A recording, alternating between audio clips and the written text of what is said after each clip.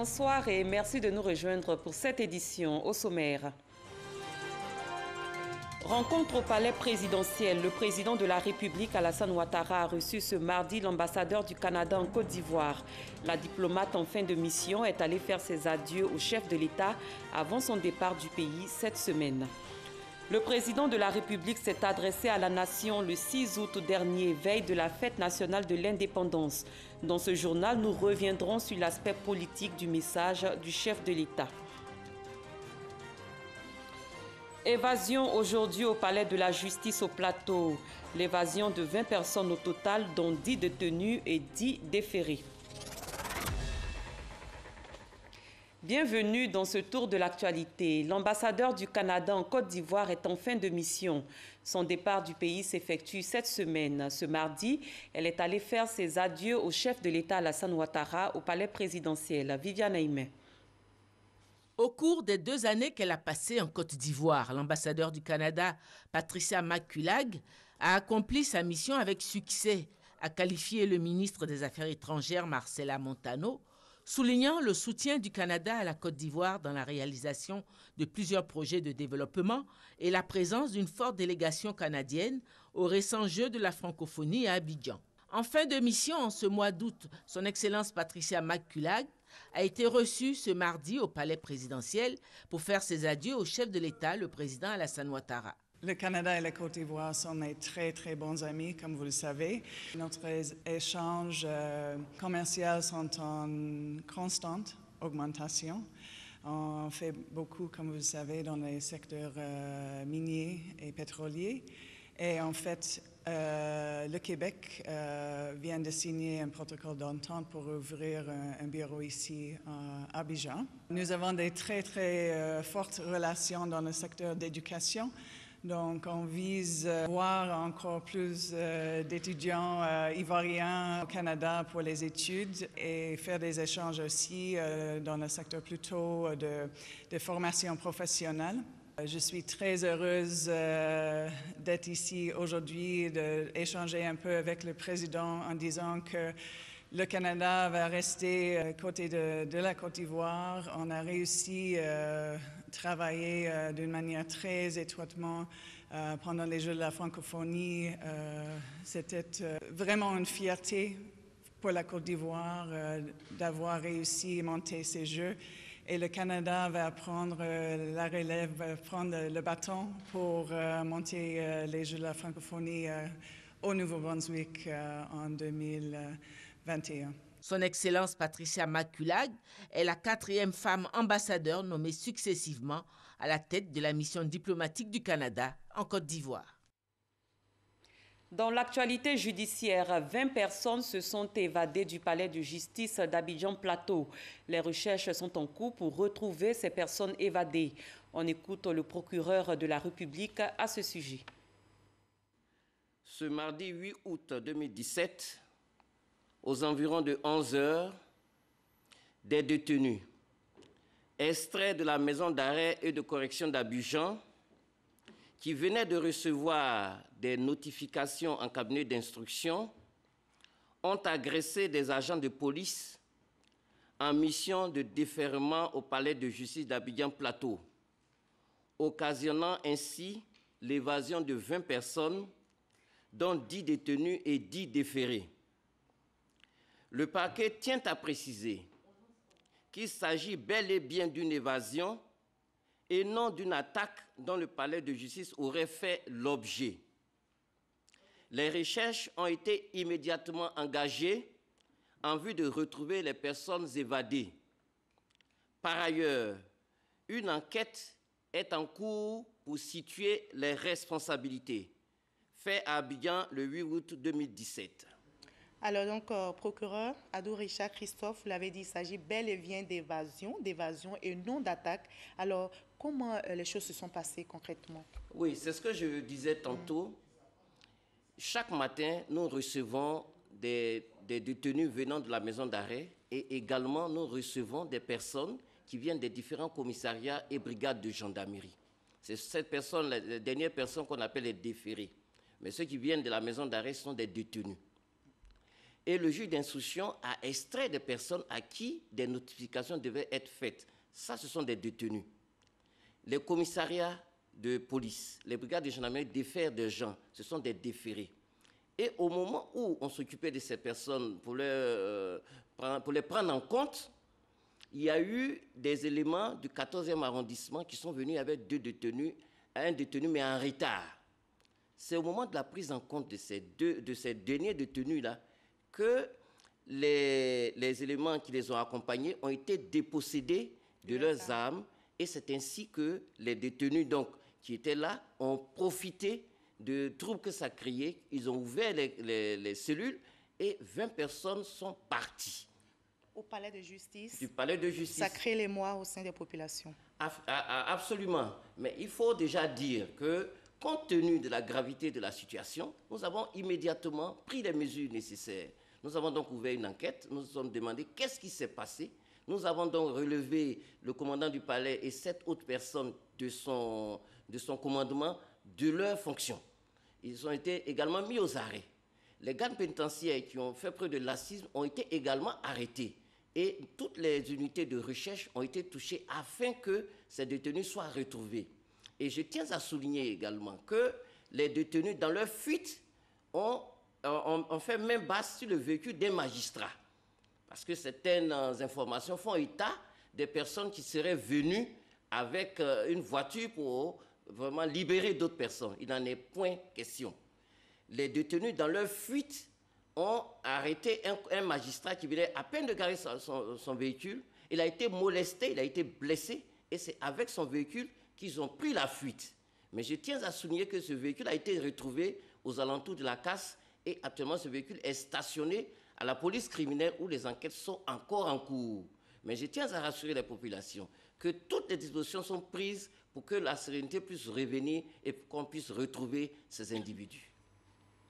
La Côte d'Ivoire indépendante a 57 ans. La cérémonie marquant la célébration de cet anniversaire s'est déroulée le 7 août 2017 au palais présidentiel. À la veille de l'événement, le président de la République, Alassane Ouattara, s'est adressé à la nation. Je vous propose de revenir sur l'aspect politique de son message. On écoute le chef de l'État. Au plan politique, je voudrais rappeler que nous avons eu l'élection présidentielle il y a à peine 2 ans, précisément en octobre 2015. La prochaine élection présidentielle, prévue par la Constitution, est dans plus de 3 ans. Et elle mobilise déjà beaucoup d'énergie. De tels comportements attisent les tensions au sein de l'alliance au pouvoir, alors que nous devons nous concentrer sur la mise en œuvre de notre programme commun, approuvé massivement par nos compatriotes. En tant que responsables politiques, nous n'avons pas le droit de rajouter des moments de doute aux difficultés que nos populations ont vécues depuis le début de cette année. Nos populations ne méritent pas ce débat au sein de la coalition au pouvoir. Elles ne le comprennent pas d'ailleurs. Nous devons rester unis dans l'intérêt de notre pays. La satisfaction des besoins de nos concitoyens doit pour l'heure être notre seule préoccupation. En ce qui me concerne, c'est le seul objectif auquel j'ai l'intention de consacrer toute mon énergie jusqu'au dernier jour de mon mandat. C'est le message que je partage régulièrement avec les membres du gouvernement et tous mes interlocuteurs. C'est le message que je veux partager avec toute la classe politique et les hauts responsables de la nation. Je veux dire aux uns et aux autres que pour la prochaine élection présidentielle, tous pourront se porter candidats selon les dispositions de notre loi fondamentale qui garantit des élections démocratiques et transparentes. Les partis politiques ont donné leurs différents points de vue sur le contenu politique de l'adresse du président de la République à la nation. Voici leur réaction au micro de nos reporters. Le président de la République, en homme d'État, a recadré le débat politique de notre pays. Et il a interpellé les hommes politiques que nous sommes de nous concentrer essentiellement sur les questions de développement économique et surtout sur le retour définitif de la paix dans notre pays. Le deuxième enseignement que j'ai tiré, c'est que le président de la République est un grand démocrate. Il a indiqué au pays, aux politiques, que ce n'est pas lui, Alassane Ouattara, qui s'opposera à la candidature d'un Ivoirien en 2020. Tout le monde pourra être candidat en 2020. Et le troisième enseignement, et le plus important, c'est que le président de la République est un homme d'engagement. Il s'est engagé en 2005 à construire un rassemblement des oufouettistes, rassembler tous les enfants d'Oufoué dans un creuset de paix. Donc il appartiendra au RHDP de rassembler toutes les dispositions qui pourront permettre à notre pays de connaître la paix et le développement économique. Nous pensons qu'au niveau social, beaucoup reste à faire. Si nous demandons au chef de l'État qu'au niveau économique, évidemment, il y a des problèmes. C'est dans tous les pays. Il faut régler ces problèmes économiques. Au niveau sécuritaire, il faut régler les questions de sécurité. Au niveau social, nous avons l'éducation, nous avons l'accès aux soins de santé. Si nous réglons ces minimums-là, évidemment, tout va se rejaillir sur la population. Et nous aurons une population qui vit bien, le pays va bien se porter. Et en fin de compte, boucler tout ça par la réconciliation. Je veux remercier le chef de l'État pour son discours et puis indiquer qu'on ne peut pas fonctionner dans une démocratie sans tenir compte des ambitions des uns et des autres, sans que des gens aient des vérités, c'est impossible. Alors, il y a l'essentiel, c'est vrai, mais tout est essentiel parce que ça participe du développement de notre pays. Que renferme l'aspect politique du message du chef de l'État? Que doivent retenir les populations? Le politologue Claude Saïssou Moro était sur le plateau du journal télévisé de 20h, suivant un extrait de son intervention. Ce discours tenu par le président de la République a une introduction qui est fondamentale. Et je souhaite qu'on la réécoute ou que les Ivoiriens la relisent. Elle est toute brève, mais elle est poignante. Parce que c'est un discours d'un ton paternaliste, c'est un discours qui est chargé d'émotion. Il dit à un moment donné de son discours, je vais le citer clairement, à l'occasion de la commémoration de cette année, je souhaite que chaque Ivoirienne et chaque Ivoirien place la fête de l'indépendance sous le signe de l'introspection et de la réflexion. Il va un peu plus bas. C'est pourquoi, à la lumière des événements graves de ces derniers mois, je souhaite vous parler en toute franchise des sujets qui demandent une attention particulière de chacun d'entre nous dans l'intérêt de notre nation. Introspection et réflexion. C'est-à-dire autocritique et méditation. La Côte d'Ivoire est arrivée à un point essentiel de son histoire où chacun de nous doit se poser la question de savoir les limites, les faiblesses de son action à lui et voir comment il peut impacter positivement le rayonnement de la Côte d'Ivoire. Quand on a compris cela, on comprend donc toute la charge émotionnelle qui l'étreignait au moment où il le disait. Surtout en pensant à l'aspect politique. Oui, à l'aspect politique. Alors, effectivement, la difficulté que nous avons dans nos États africains, et un pays comme la Côte d'Ivoire est un des rares en Afrique à n'avoir pas connu de trait d'union. Nous n'avons pas connu de passation de charges entre un chef d'État et un autre, alors que nous en avons connu 5 en Côte d'Ivoire. Le président Houphouët, le président Bédié, le président Gueye, le président Gbagbo et le président Ouattara. Il faut qu'à un moment donné, nous comprenions que la politique n'est pas au-dessus de tout et que nous devons comprendre que c'est le développement, l'amélioration des conditions de vie. Alors, quand des alliés sont en difficulté, ce qui est tout à fait normal, il est question que les leaders de ces grands mouvements essaient de lancer le mot d'ordre à l'apaisement, premier élément. Le deuxième élément, c'est que tout le monde peut penser avoir un destin national, ce qui est normal. Mais ce qui ne l'est pas, c'est lorsque la conviction qu'on a d'avoir un destin national va heurter et parasiter toutes les actions gouvernementales empêchant du coup le président de la République et son gouvernement de mener à bien les réformes pour lesquelles ils ont été élus. Et ça, c'est vraiment dommage. Donc je souhaite, et je pense que le discours que le président de la République a lancé est un appel à l'apaisement. On est des âmes individuelles, des âmes personnalités, mais nous avons, dès l'instant où nous sommes, vous et moi et tout le monde en Côte d'Ivoire, formons une âme collective. Nous devons arriver à dépasser nos divergences. Nous devons faire l'effort de surmonter nos douleurs. C'est vrai que les blessures sont profondes, mais il faut bien qu'un jour, nous arrivions à surmonter tout cela. L'Afrique du Sud a survécu à l'apartheid. Vous comprenez? Le Rwanda a survécu aux difficultés que ce pays a connues. Notre pays peut le faire. Et les leaders d'opinion, les leaders politiques doivent faire en sorte que la population accompagne ce mouvement.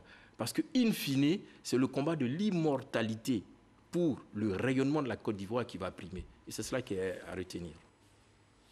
La fête de l'indépendance a eu lieu hier dans tout le pays. Rendons-nous à Méagui, Koro, Ravière, Adzopé, Tabou, Bokanda, Agboville et dans bien d'autres localités pour voir l'ambiance qui est à régner. Adzopé, chef-lieu de la région de la Mé. C'est l'esplanade du stade Alassane Ouattara qui a été choisie pour la circonstance. Après le cérémonial militaire, salut aux couleurs, revue des troupes, le préfet hors grade Nzikanga Arumi, s'adressant à sa population et surtout aux chefs traditionnels à combattre l'orpaillage clandestin et de se mettre résolument au travail. Un défilé militaire et paramilitaire a meublé cette journée du 7 août 2017 dans le chef-lieu de la Mé.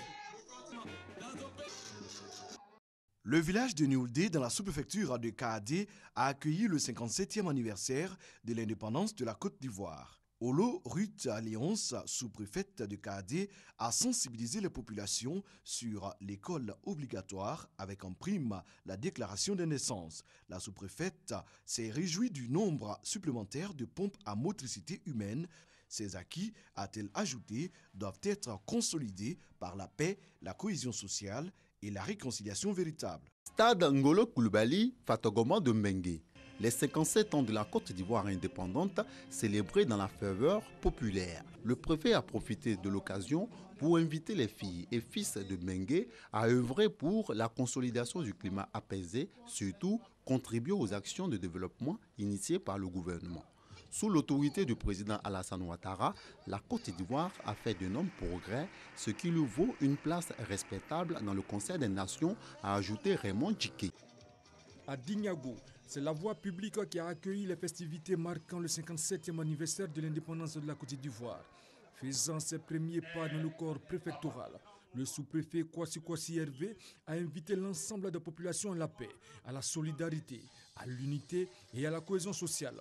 Pour finir, le sous-préfet de Dinyago a exhorté la jeunesse de la sous-préfecture à s'éloigner de l'oisiveté et des vices. Ravia, dans le département de Didévi, a vibré au rythme de l'indépendance. Autorités traditionnelles, administratives, politiques et religieuses, ainsi que toutes les couches socio-professionnelles ont investi la place publique. Le sous-préfet Yeo Doonina a rendu un hommage au chef de l'État pour ses actions de développement et pour le bien-être en faveur des populations.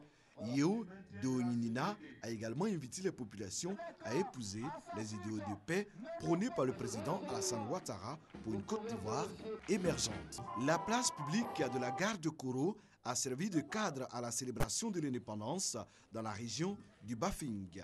Les populations ont répondu à l'appel de l'autorité préfectorale.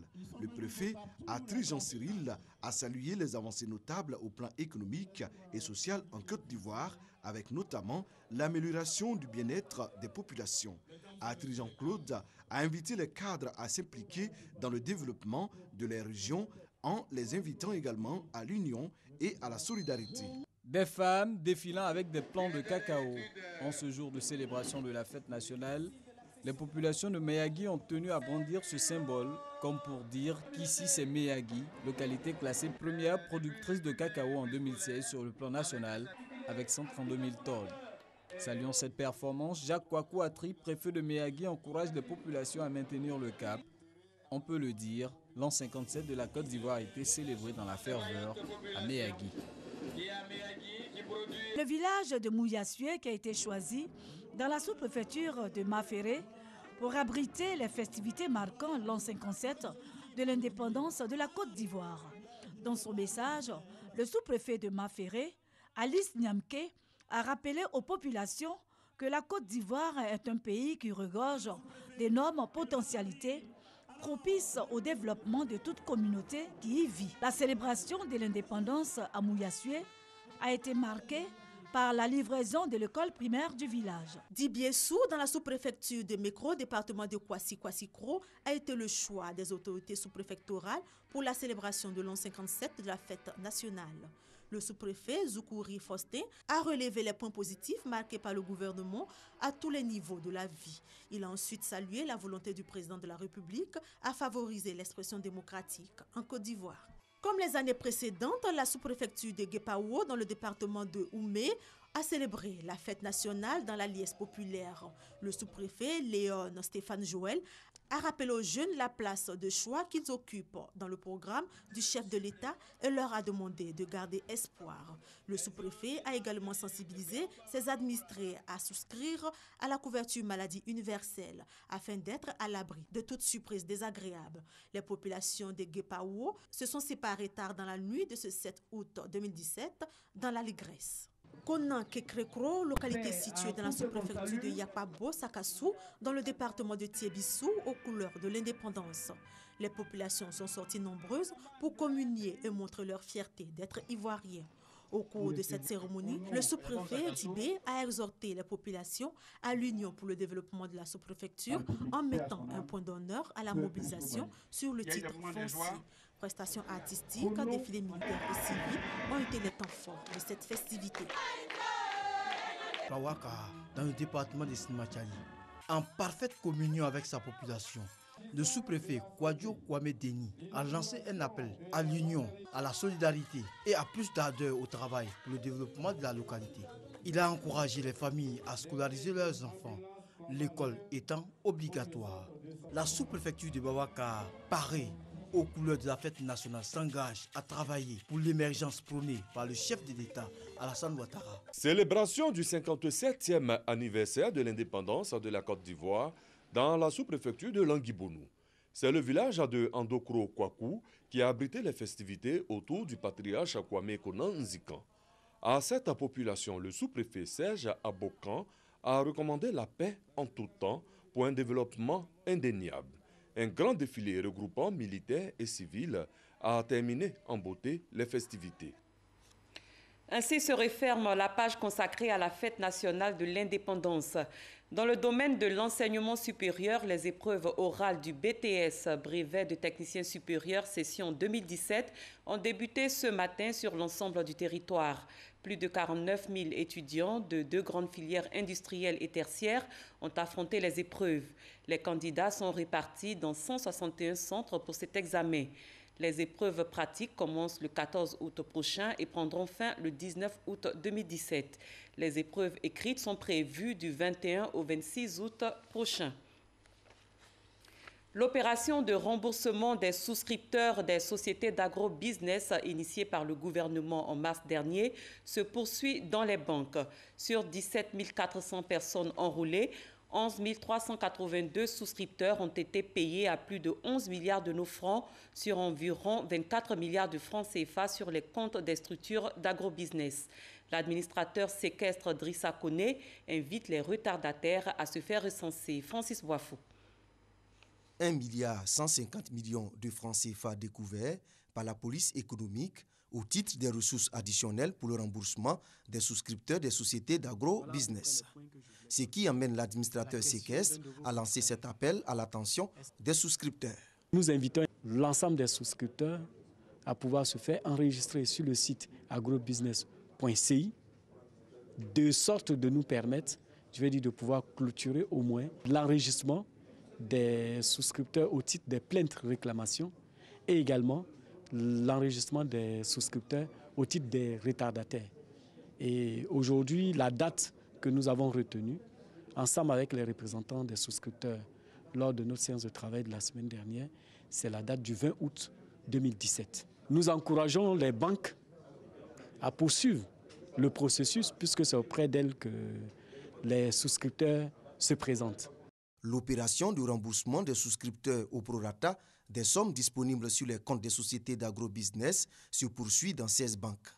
L'administrateur séquestre fait le point 6 mois après le lancement du processus. Sur les 48 296 souscripteurs que nous, on a planifié en remboursement, on a aujourd'hui 17 400 souscripteurs qui représentent à peu près un tiers des souscripteurs qui ont été enrôlés par les banques et qui s'attendent à être payés à hauteur de 13 523 194 778 francs. Donc sur les 17 400, il y a 11 382 souscripteurs qui ont effectivement été payés. Donc ça représente 23,57% des 48 296 souscripteurs que nous avions programmés.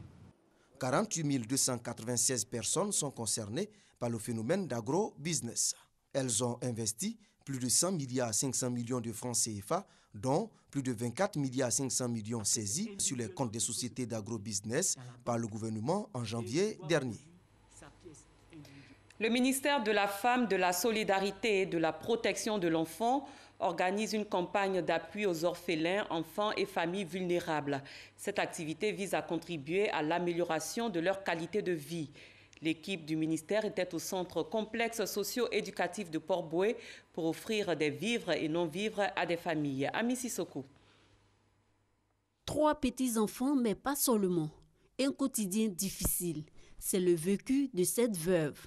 Ce sont les enfants de ma fille. Leur papa s'est envolé derrière l'eau sans nous mettre au courant. La maman ne fait rien, donc ils sont à ma disposition. J'ai les problèmes de nourriture, problèmes de soins. Comme la famille de Marie, elles sont nombreuses les familles vulnérables.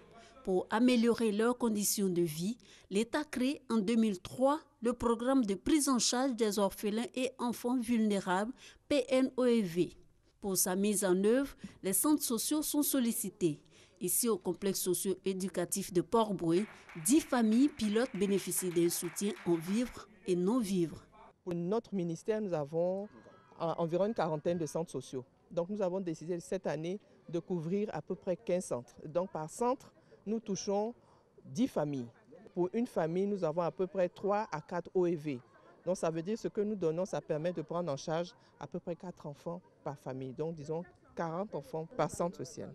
En fonction de l'état des lieux, il y a des besoins qui sont exprimés.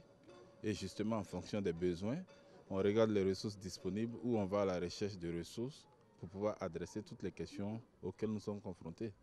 Et le ministère de la Solidarité ne va pas se dérober de ses responsabilités régaliennes. Ce don, un réconfort pour les bénéficiaires. Ça peut me faire au moins 1 mois, 2 mois. Un peu le savon, pâte, tout ça là. Nous sommes vraiment très heureux parce que vraiment on avait besoin vraiment de ça. Nous ne sommes pas les seuls bénéficiaires. Voilà, c'est ce que l'État a pu faire pour nous. Alors nous leur disons vraiment merci. À Boisseau, Adjamé et Koumansi ont déjà été visités par les équipes du ministère de la Femme, de la Protection de l'Enfant et de la Solidarité. La campagne d'appui aux orphelins, aux enfants vulnérables et à leurs familles a démarré le 1er août et prendra fin le 12 août. Elle va s'étendre à plusieurs villes du pays. En religion, après leur arrivée à Médine, première étape du pèlerinage, des candidats ivoiriens au Hajj ont été accueillis par l'ambassadeur et le Conseil général de Côte d'Ivoire en Arabie Saoudite. Les pèlerins ont été pris en charge par la commission hébergement. Ils sont logés dans de très bonnes conditions, nous dit Parga Sorokoni. Saraya Taba, c'est dans cet hôtel situé en plein cœur de Médine en terre sainte d'Arabie Saoudite que sont logés une grande partie des pèlerins ivoiriens. Une fois descendus des cars, ils sont tout de suite pris en charge par la commission hébergement du commissariat du Hajj. Leurs bagages transportés dans le hall de l'hôtel. Certains en rang attendent les ascenseurs pour regagner les chambres, d'autres préfèrent les escaliers. C'est le cas aussi du vice-président de la commission hébergement, Diané Abdoulaye. Il faut vite regagner le palier neuf en vue de résoudre les problèmes dus à l'hébergement. Une fois arrivés, ces candidats au Hajj du vol 2 lui soumettent quelques difficultés. On n'a qu'à attendre un peu. Ils vont nous loger tout à l'heure. comme on vient à peine d'arriver aussi. Depuis nous sommes arrivés jusqu'à présent, on n'a pas encore eu logement. Et on est sur pied. Chaque fois qu'on monte, on nous dit de descendre en bas. Après les explications des responsables, tout finit par rentrer dans l'ordre. Les agents recensés sont sur 3 paliers, on a 8 paliers. Donc il faut qu'ils finissent des paliers et puis ils progressent au fur et à mesure. Donc quand les pèlerins sont sur un palier qui attendent, ça crée souvent certains désagréments. Je peux vous rassurer, et tous se sont levés et ils sont contents. Les pèlerins se disent fiers d'être logés non loin de la mosquée du prophète de l'islam, le prophète Mohammed.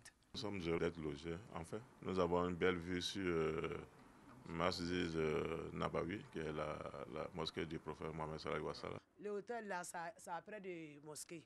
Vraiment, je suis venu, je suis satisfait. Des pèlerins qui, en fin de journée, recevront la visite du consul général de Côte d'Ivoire à Djeddah. Les chambres qui leur sont données, eh bien, ils vont trouver des gens avec qui ils n'ont jamais vécu, qu'ils ne connaissent pas. Mais c'est ça aussi le vertu du Hajj. Se connaître mutuellement, apprendre à vivre ensemble et donc apprendre à se corriger soi-même.